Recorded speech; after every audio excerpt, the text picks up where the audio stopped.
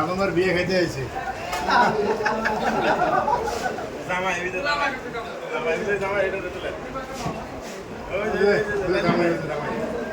পাশে জামাই বড় ভাই একবারে সাইড হয়ে গেছে বড় ভাই মিডলে দেওয়ার দরকার ছিল কিন্তু রাজন ভাই হলে বিকেল দেওয়া আর যা লাগে ইচ্ছা মতো নিয়ে করবেন কোনো কথা করে না কোনো কথা নেই যদি পারেন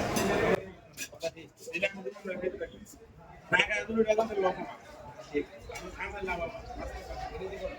10 প্লেট খান কমাইয়া দিতে লাগবে এক প্লেট দিতে দিতে নেই এটা টাকা দিন না কি কইছ বুঝছে